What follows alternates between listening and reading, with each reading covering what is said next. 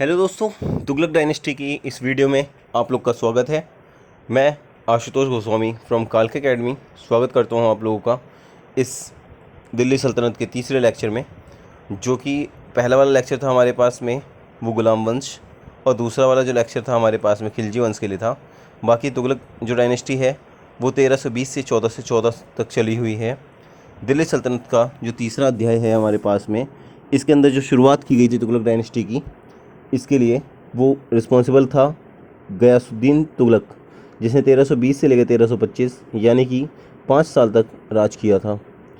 अब इसका एक्चुअल जो नेम था, जो कि जिस नाम से इसको पुकारा जाता था, जो इसके माँ बाप ने रखा था, वो गाजी मलिक था।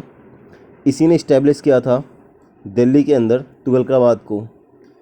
तुगलकाबाद साउथ दिल्ली के अंदर एक बहुत ही फेमस जगह है, जहाँ पे इसका किला भी मौजूद है।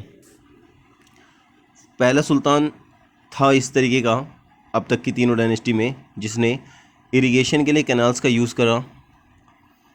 इसके बेटे का नाम जो था जोना खान था, और उस जोना खान के ऊपर नाम पे इसने कई सारी बिल्डिंग्स का भी निर्माण करवाया हुआ है।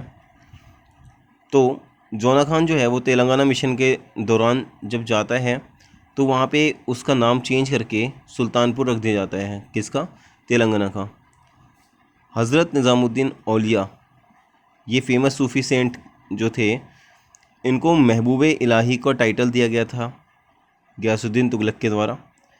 1325 में बुगारा खान का जो बंगाल का लड़ाई हुई थी उसमें ये रिस्पॉन्सिबल था। 1325 में गयासुद्दीन तुगलक जो है वो मारा जाता है, और इसकी जो मकबरा होता है गयासुद्दीन तुगलक का, इसको दिल्ली में ही तुगलकाबाद किले के पास बनवाया गया है। ये आज भी मौजूद है। आपका अगर आप इधर आते हैं कभी, तो सूरज कुंड का जो रोड आता है उसके पास पड़ता है। बाकी हमारे पास में इंस्टीट्यूट ऑफ डिस्टेंस लर्निंग के थ्रू BA MA एक्स्ट्रा बहुत सारे कोर्सेज़ करवाए जाते हैं।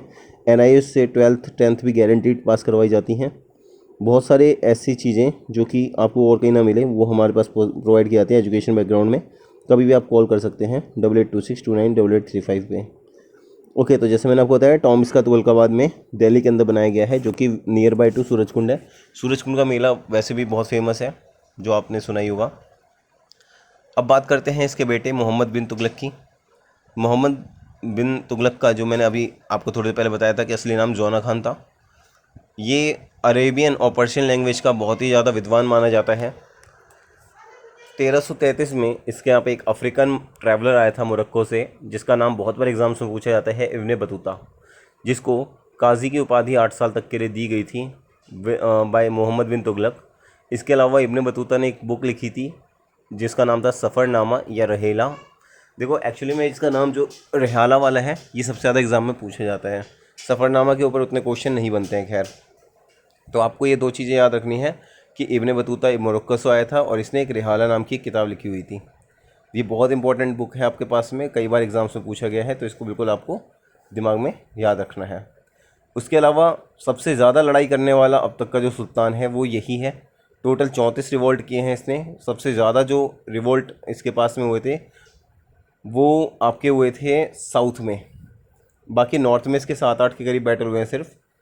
1336 में विजयनगर एम्पायर जो है, हरिहर और बुक्का दोनों भाई, मतलब हरिहर एंड बुक्का, ये दो भाई थे जिन्होंने विजयनगर एम्पायर की स्थापना की थी। इनसे लड़ाई हुई थी इसकी। इसके अलावा इसने एक बहुत अच्छा काम किया था।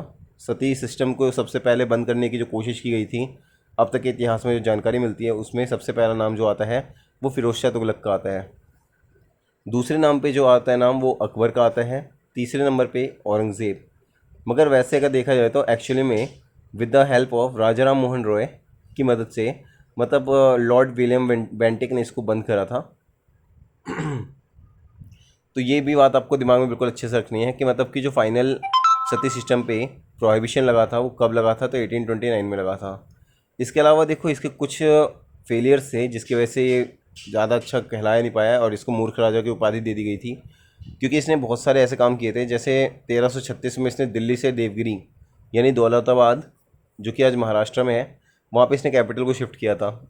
इसमें जाने आने में इतना खर्चा बैठ गया था ना, जिसमें इसकी इकोनॉमी जो थी काफ़ी चरमरा गई थी। इसके अलावा खुरासन मिशन में भी इसने काफ़ी ज़्यादा नुकसान झेला। इसने डोआब पे टैक्स लगाया। डोआब जो दो पहाड़ियों के बीच में नदी सी जारी होती है, उसके ऊपर टैक्स लगाना इसके ऊपर एक बोझ सा साबित हुआ। जिसका नाम इसने रखा था टेक्स्ट का नाम दीवाने को ही, आप इसको समझ सकते हैं। बाकी ये कुछ कोर्सेज़ हैं हमारे एकेडमी के द्वारा प्रोवाइड किए जाते हैं, आप कभी भी कॉल करके पता कर सकते हैं इसकी जानकारी। टोकन करेंसी इसके द्वारा चलाई गई थी जो कि ब्रॉन्ज और लेदर की कॉइन्स के थे। ऑब्वियस सी बात है बहुत ही बुरा रहा इसका रिस्पॉन्स, क्योंकि ये बहुत ज़्यादा टेंशन वाला मामला था क्योंकि घर में लोग बनाने लग गए थे कॉइन्स। इसके अलावा कराचल मिशन का जो फेलियर था उसने इसको काफ़ी ज़्यादा लोगों के नज़र में गिरा दिया था, तो इसीलिए इसको काफ़ी ज़्यादा मतलब मूर्ख राजा या फिर पागल राजा इस तरीके से मतलब बोला जाने लग गया था। ये 5 मेन कारण हैं आपके पास में। कई बार पूछा जाता है कि पागल राजा की किसकी उपाधि मिली थी, तो आप बता सकते हैं इसका नाम। इसके अलावा फिर अब बात करते हैं फिरोज शाह तुगलक की, who is the son of Jauna Khan, जिसको उस वक्त में अकबर बोला जाता है सल्तनत पीरियड का। देखो क्योंकि अकबर जो है वो सल्तनत का हिस्सा नहीं था, ठीक है ना, ये मुग़ल थे अकबर वगैरह वाले जो थे।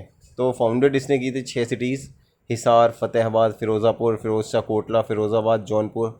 मोस्टली जो साइट है इसकी वो आपकी पड़ती हैं कहाँ पे, तो ये इंडिया में दिल्ली में पड़ती हैं।